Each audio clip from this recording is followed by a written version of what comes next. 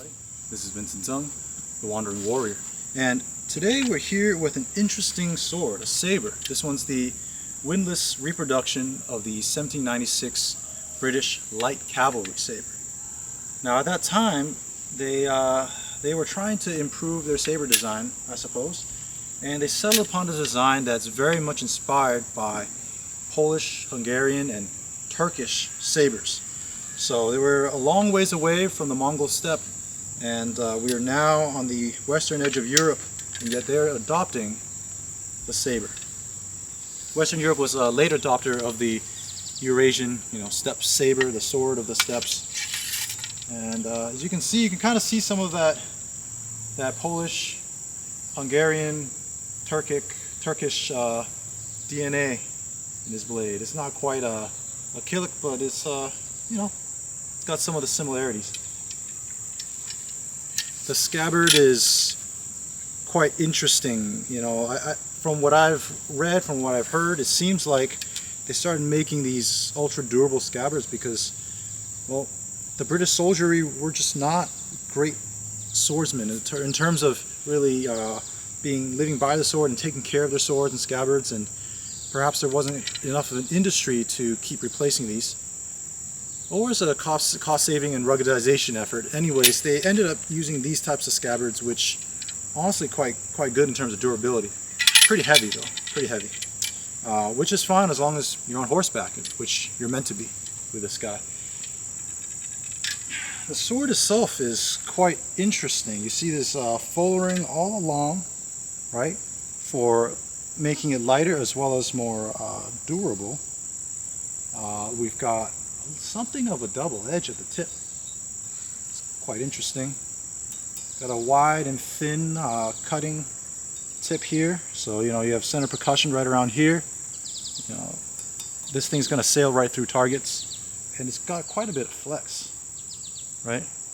Quite flexible.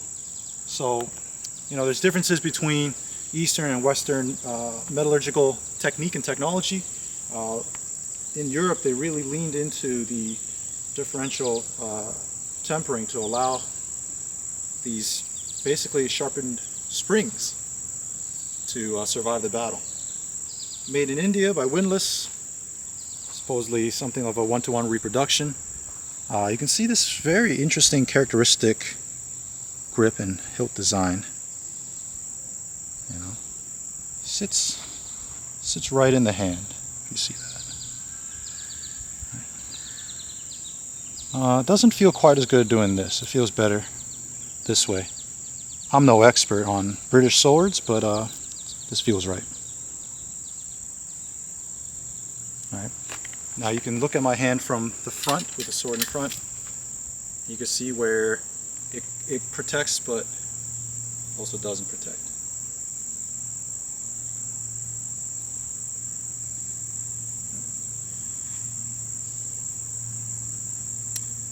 Why don't you take a closer look?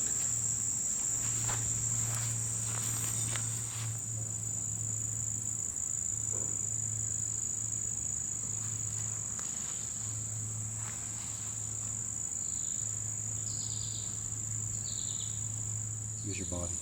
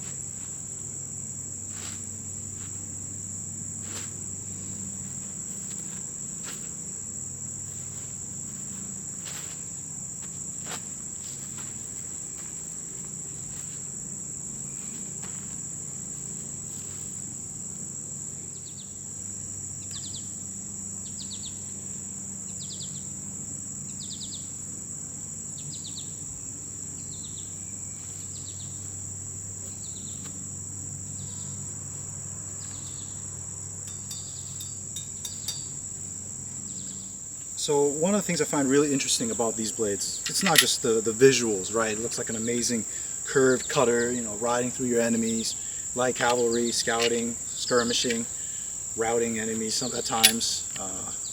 No, that's actually not what I find most interesting about this, right? You guys are probably wondering, okay, you're mainly into, you know, Asian weaponry and martial arts, Polynesian, Native American, South American stuff. Like, what interests you about British swords? And typically, I'm not quite as into this side of the world, but this design was so successful that we see the Germans imitating it. We see Indians imitating it.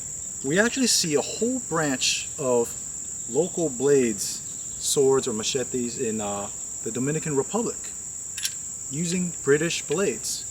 British blades that look, at least to my eye, to be the 1796 Light Cavalry Sabre blade design in the Dominican Republic, right? A lot of them actually will have the same blade with a completely different hilt style. In the Spanish Empire, we see British blades being used by locals. Here, a Dominican Republic machete, or in this case, actually a saber, but it's hilted in the local fashion.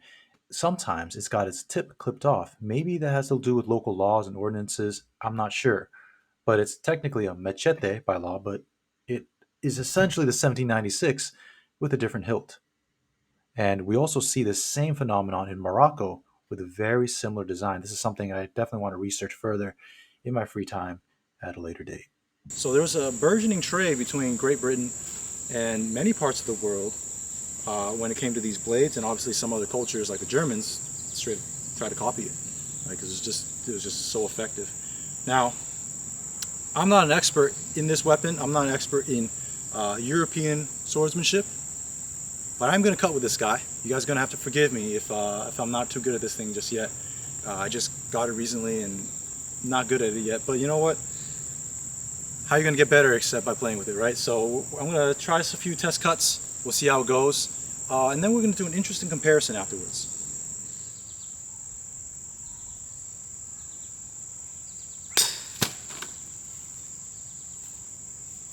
How'd I hit the string?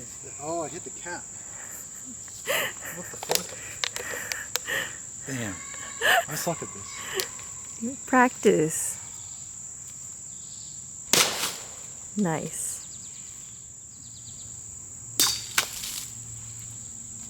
Nice.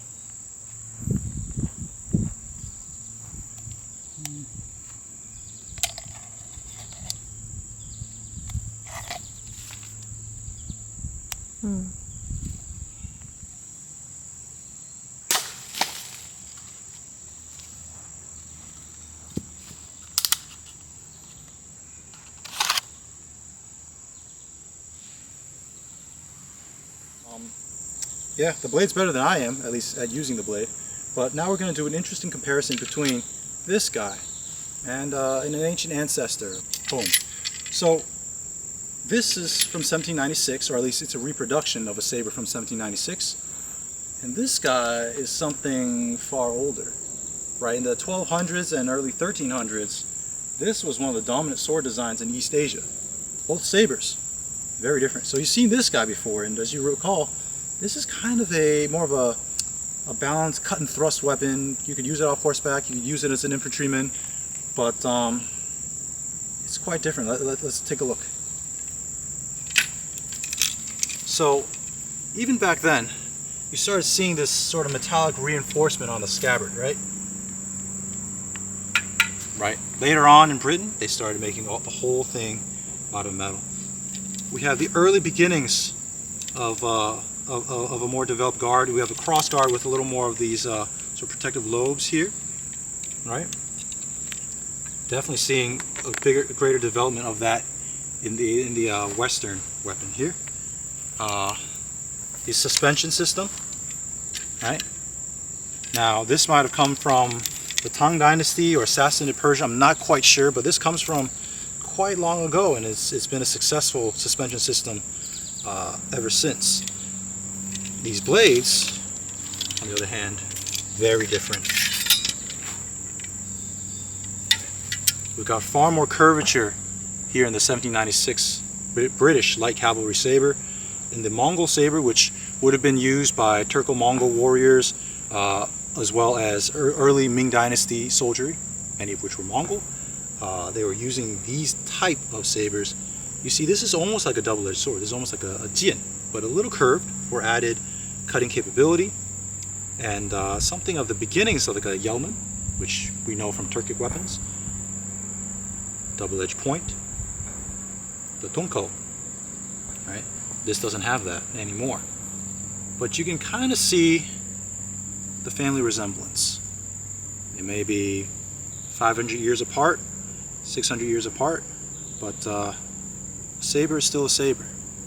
Now, I will say I'm far more attuned to a weapon like this. I also quite like it a lot more. The 1796 Light Cavalry Sabre, although, man, it's a great cutter. Don't get me wrong. It's a pleasure to wield and to play with. I think I would have to really devote more time to this weapon if I'm going to master its cutting mechanics and its ergonomics. The handle is significantly different, very different from anything else I've ever used. It feels quite different. It's not even the heft. I've used other weapons with this far forward a point of balance. It's not the heft, it's really how you interface with the weapon that kind of throws me off a bit. So I like it quite a bit. I may not keep it, but I'm glad that I got to play with it. In any case, guys, if you have any tips for me or any additional thoughts, let me know down below. If you like my content, be sure to like, share, subscribe, hit the bell icon so you know when I post again. And as always, thank you for joining me on my journey. I salute yours.